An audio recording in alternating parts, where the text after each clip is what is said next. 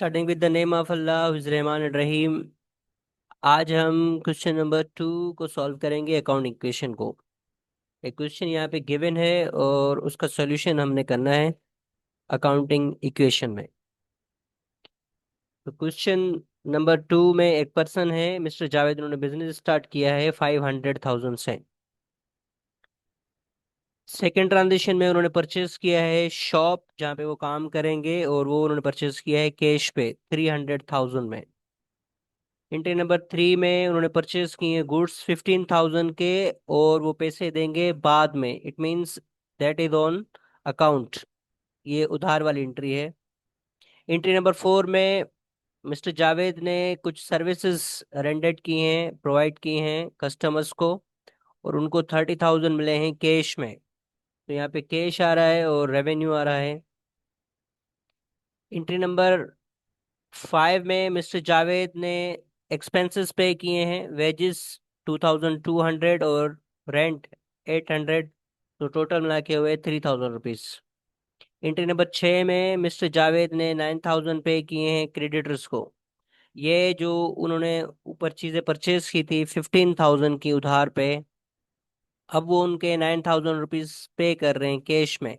अगर 15,000 में से 9,000 पे कर देंगे तो बाकी रह जाएंगे 6,000 रुपीज। लास्ट एंट्री में वो ये देखते हैं कि जो उन्होंने चीज़ें परचेज की थी 15,000 रुपये की, अब उनके पास सिर्फ 5,000 रुपये की बाकी रह गई हैं। 10,000 रुपये की चीज़ें उन्होंने यूज़ कर ली हैं। तो ये क्वेश्चन है, और इसकी जो है हमने यहाँ पे अब अकाउंटिंग इक्वेशन में सोल्यूशन करना है इसका। सो चलते हैं सॉल्यूशन की तरफ। फर्स्ट ऑफ ऑल हमने यहाँ पे अकाउंटिंग इक्वेशन लिखी है। एसेट्स बराबर हैं लायबिलिटीज प्लस ओनर सिक्योरिटी के। सो फर्स्ट ट्रांजिशन में उस पर्सन ने बिजनेस स्टार्ट किया है 500,000 से, तो ये हमारे एसेट की तरफ आएगा कैश 500,000, और कैपिटल भी होगा 500,000। ये 5 लाख रुपए दोनों साइड पे बराबर हैं, ये बैलेंस है। ये हमारी फर्स्ट ट्रांजिशन यहाँ पे कंप्लीट हुई। आपने हर ट्रांजिशन के बाद इसको बैलेंस करना होता है। अब सेकंड ट्रांजिशन में वो बता रहे हैं कि उन्होंने परचेज किया है एक शॉप, कैश पे परचेज किया है। तो कैश में से 3 लाख रुपए गए, और 3 लाख रुपए का हमारे पास शॉप आ गया, एक दुकान जो उन्होंने परचेज कर ली। कैपिटल पे इसका कोई भी इम्पेक्ट नहीं आएगा। सो कैश में से जब हम 5 लाख में से 3 लाख रुपए पे कर देंगे तो हमारे पास बचेंगे बाकी 2 लाख रुपए। और इसी तरीके से हमारे पास शॉप आ गया 3 लाख रुपए का। सो अगर हम देखें तो ये अमाउंट हो रहा है टोटल 5 लाख रुपए, और अगर इस तरफ देखें तो ये भी अमाउंट हो रहा है 5 लाख रुपए। Means both side are equal. So यहाँ तक हमारी दो ट्रांजेक्शन कंप्लीट हुई। थर्ड ट्रांजेक्शन में वो कह रहे हैं कि उन्होंने परचेज किए थे गुड्स 15,000 रुपए की उधार पे। सो यहाँ पे ये ट्रांजेक्शन सॉल्व है।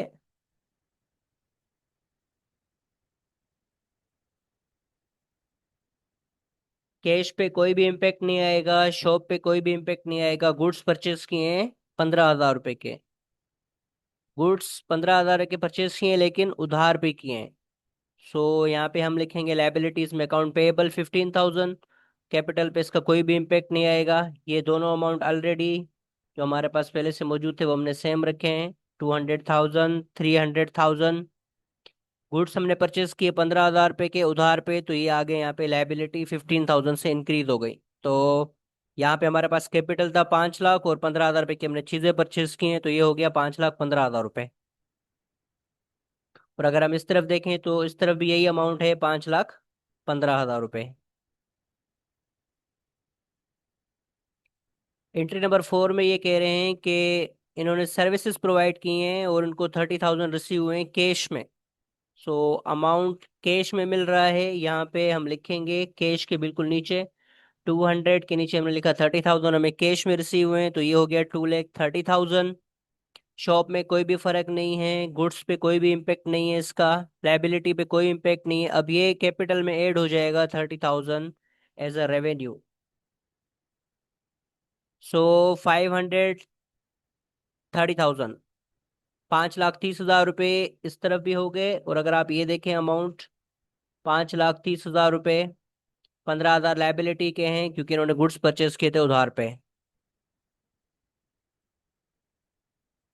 अगर हम एंट्री नंबर 5 की बात करें तो उन्होंने पे किए हैं कुछ एक्सपेंसेस अराउंड 3000 के, 2200 और 800 रुपए के, तो ये कैश में से इन्होंने पे किए हैं।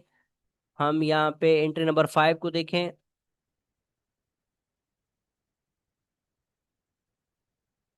2,30,000 में से इन्होंने 3,000 रुपीज पे किए कैश में, तो ये आपके जो एक्सपेंसेस हैं आपके कैपिटल में से भी माइनस होंगे, ओनर इक्विटी में से, और आपका कैश भी यहाँ से रिड्यूस होगा, तो आपके पास जो बैलेंस आएगा 2,27,000।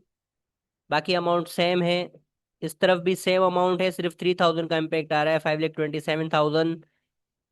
तो 3,000 इस तरफ से कम हो गया ओनर सिक्योरिटी से, और 3,000 हमारे कैश में से कम हो गए।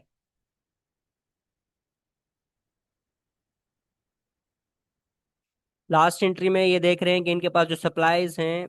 Okay, entry number 6। Mister Javed paid ₹9,000 creditors during the month. इन्होंने 9,000 पे किए हैं कैश में, जो इन्होंने उधार ली थी।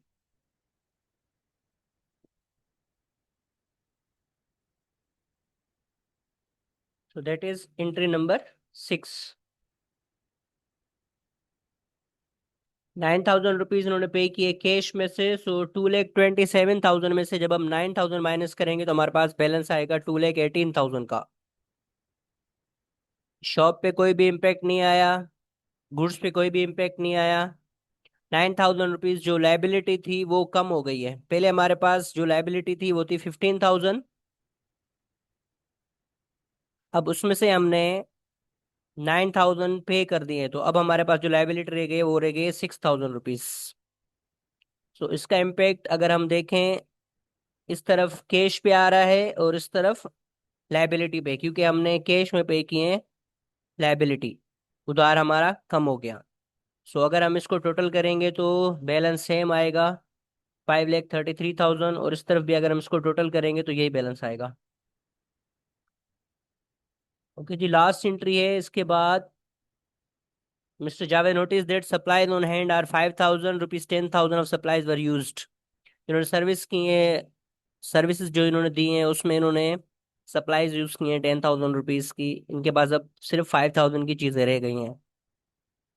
सो 10,000 रुपीज की सप्लाईज यूज हुई, तो ये हम इसको लिखेंगे एज एक्सपेंस, कि वो जो गुड्स थी वो कंज्यूम हो गई। अब अगर हम बैलेंस देखें, कैश पे इसका कोई भी इम्पेक्ट नहीं है, शॉप पे कोई इम्पेक्ट नहीं है। हाँ, जो चीजें थी 15,000 से अब वो रह गई हैं 5,000 रुपये की, क्वेश्चन में यही बता रहा है।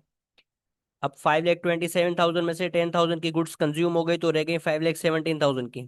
5,17,000 में अगर हम जमा करें 6,000 रुपये, तो हमारे पास बैलेंस आएगा 5,23,000 रुपये। और अगर हम इस तरफ देखें, 3,00,000, 2,18,000, तो ये हो गए 5,18,000, और 5,000 को उसमें ऐड करें तो जवाब आएगा 5,23,000 रुपये। तो both side are equal. I hope कि ये क्वेश्चन आपको समझ में आया होगा। अगर आपको ये बात समझ में नहीं आई, कोई भी पॉइंट यहाँ पे, तो आप पूछ सकते हैं। Thank you so much.